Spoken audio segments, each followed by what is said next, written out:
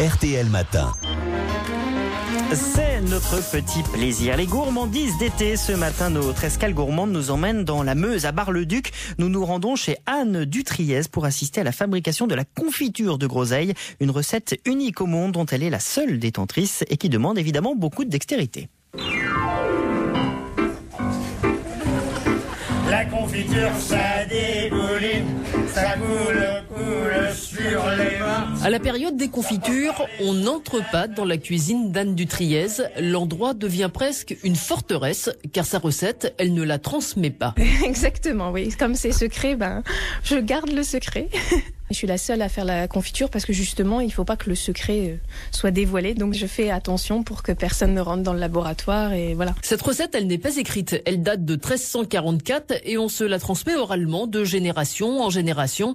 Anne l'a reçue de son père qui lui-même l'avait apprise de son père. Les ingrédients, cependant, on les connaît. Il n'y a que des groseilles et du sucre, mais après, il y a plein de secrets. En fait, dans mon secret, il y a plein de secrets. Et cette confiture, elle est unique au monde. C'est la spécialité de Bar-le-Duc. Il ne faut pas la confondre avec la gelée de groseille. La gelée, il n'y a que le jus. On extrait le jus et on fait de la gelée avec, ce que tout le monde fait d'ailleurs.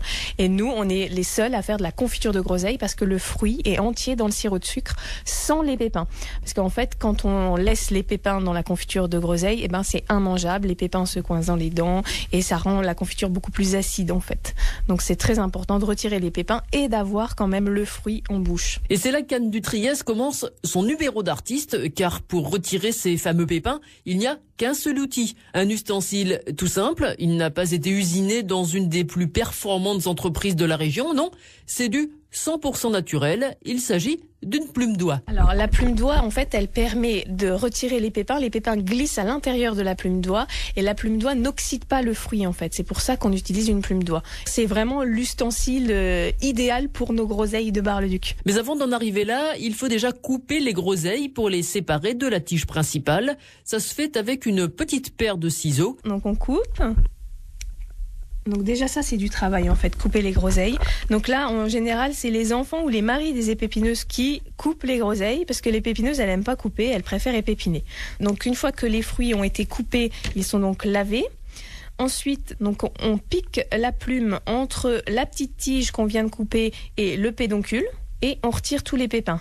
Donc en faisant bien attention de retirer que les pépins, de laisser bien la chair et après on referme le fruit en fait. Donc dans les petites groseilles il peut avoir 2 pépins, dans des grosses groseilles il peut avoir 20 pépins facilement quoi. Et c'est là un travail minutieux qui exige une main-d'œuvre qualifiée, motivée et passionnée, hélas en voie de disparition. Là les épépineuses que j'ai actuellement, leur mère est pépinée en fait. Mais là actuellement la génération juste après celle que j'ai sont pas très motivés pour faire. Il y aura un souci, donc il va falloir que je trouve d'autres épépineuses, d'autres personnes qui ont envie de faire ce travail. Donc il faut vraiment des mains, il faut des humains pour faire ce travail en fait. Si vous êtes en vacances du côté de Bar-le-Duc, n'hésitez pas, vous avez le choix entre 3 types de confitures. Donc il y a la confiture de groseille rouge, confiture de groseille blanche et confiture de groseille rosée. Donc la confiture de groseille rouge est beaucoup plus sucrée, la confiture de groseille blanche et rosée sont plus douces. Donc par exemple la confiture de groseille rouge, on peut la déguster avec une glace vanille et des amandes effilées grillées. Et la confiture de groseille blanche avec le foie gras, elle accompagne le foie gras, c'est délicieux. Il ne reste plus qu'à goûter, comme les grands de ce monde l'ont fait ou le font encore. Donc Alfred Hitchcock descendait dans les hôtels, seulement les hôtels où il y avait la confiture de groseille de Bar-le-Duc, sinon il n'y allait pas. Il lui fallait son petit pot de confiture tous les matins, sinon il y avait la reine d'Angleterre qui est très friande de la confiture de groseille. La confiture, ça dégouline, ça coule sur les mains. Ça passe par les trous de la tartine. Pourquoi y a-t-il Allez, bon appétit si vous êtes au petit-déj. Le reportage est signé Sophie Jousselin et retrouvé dans Psychologie Magazine de juillet-août. Un dossier spécial sur la beauté gourmande, c'est avec RTL.